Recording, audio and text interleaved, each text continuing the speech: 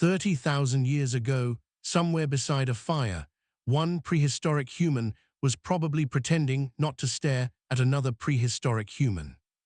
They looked away, then looked back, then immediately became very interested in a rock. No phones, no dating apps, no romantic movies, no good morning text sent at 2:17 in the afternoon. But the problem was already there. One person in the group suddenly seemed more interesting than everyone else. Their voice sounded better, their jokes were funnier, their face somehow appeared in your thoughts while you were supposed to be watching for wolves. So did ancient humans have crushes? Almost certainly something like them. Not a modern crush with playlists, profile stalking, and 47 unsent messages. A prehistoric crush would have been quieter, riskier, and much harder to escape. Because when your entire social world was 20 or 30 people, there was no blocking anyone. You still had to share the fire. Imagine being a young hunter in a small Ice Age camp. You have spent the morning trying to look impressive. You return carrying food, covered in mud, breathing like a dying accordion, and hoping one particular person noticed. They do notice. Unfortunately, they are laughing. This may have been one of the earliest forms of romance. Attraction probably began long before humans became fully human. Animals choose partners, compete for attention, display strength, offer food, dance, sing, build things, and occasionally make complete fools of themselves.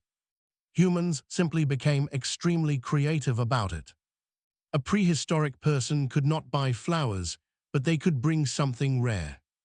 A bright shell, a polished stone, a feather, a tooth from an animal that definitely did not surrender it politely.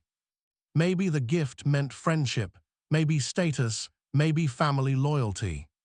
Or maybe it meant, I walked 6 kilometers carrying this because I cannot stop thinking about you. We will never know. That is what makes prehistoric romance so strange. Almost everything emotional has disappeared. The bones remain, the tools remain, the awkward pauses do not. But human behavior leaves patterns. People decorated their bodies, they used pigments, they wore beads, shells, teeth, and other objects that took time to collect and prepare. Some of this probably showed identity or group membership. But appearance matters whenever humans are looking at other humans. Someone was choosing which shell looked best. Someone was deciding where to place the red pigment. And somewhere nearby, someone else was pretending not to notice. Prehistoric flirting may have been surprisingly familiar. Standing a little closer than necessary. Sharing food with one person more often than with others. Laughing too loudly at a joke that was not actually funny. Finding excuses to join the same task. Offering help before being asked. Looking away the exact moment the other person looked back. Basically the same techniques humans still use today, except with more animal hides and a much higher chance of being interrupted by a cave bear. Language would have made this even more complicated. Once humans could tell stories, tease, compliment, gossip, and lie, romance became a social battlefield. A clever person could become attractive without being the strongest. A funny person could win attention without hunting the largest animal. A good storyteller could sit beside the fire and become the center of the group. This may have been terrible news for the person who had spent all day dragging home half a reindeer. Because now someone with excellent timing and a dramatic eyebrow had entered the competition. Courtship was probably not always private.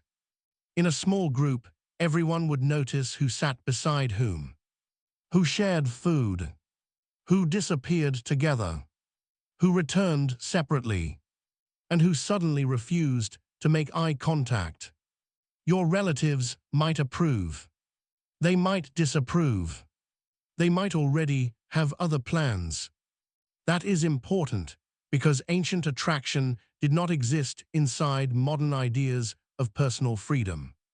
A crush could be real even when choosing a partner was not entirely your decision. Family relationships, alliances, age, reputation, survival, and cooperation may have mattered more than individual desire. You might like one person. Your family might prefer another. And unlike modern family drama, everyone involved probably lived within shouting distance. Marriage came later as a formal institution, but long-term bonds likely existed far earlier. Raising a human child is difficult. Human Barbies arrive helpless, remain helpless, and then spend several years attempting to injure themselves with nearby objects. Keeping one alive requires patience, food, protection, teaching, and help from other people. So prehistoric relationships may have been romantic, practical, cooperative, political, or all four at once. Love could help hold two people together. But so could shared responsibility. So could family pressure.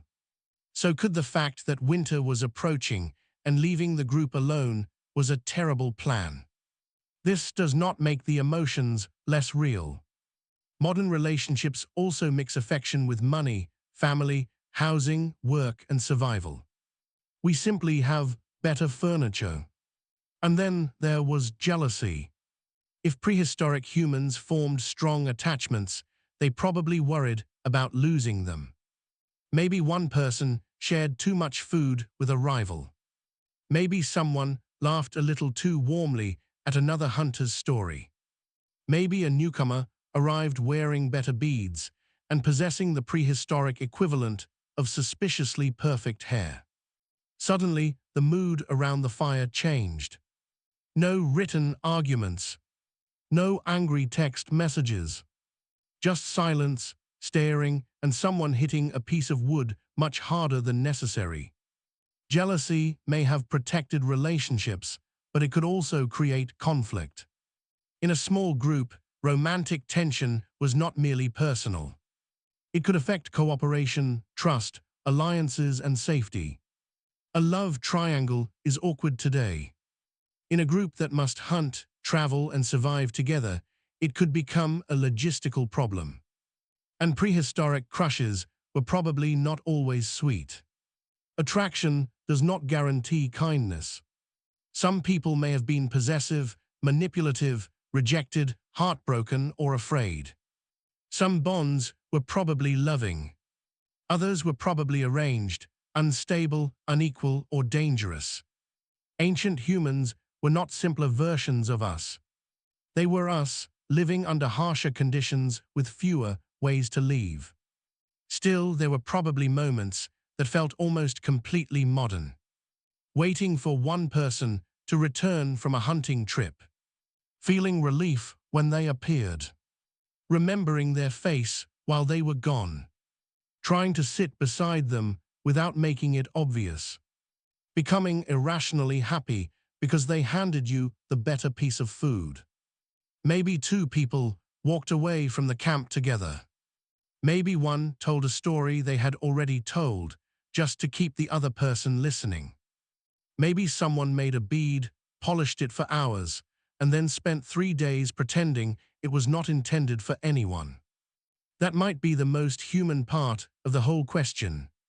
A crush is not really about dating. It is about attention becoming uncontrollable. One person moves to the center of your mental world, even when nothing practical has happened. And that kind of mind probably existed long before cities, poetry, rings, weddings, or the word romance. So yes, ancient humans probably had crushes. They may have flirted with food, stories, jokes, beads, glances, and acts of courage. They may have felt jealousy when a rival appeared. They may have formed deep bonds, suffered rejection, and made extremely poor decisions because someone attractive was watching.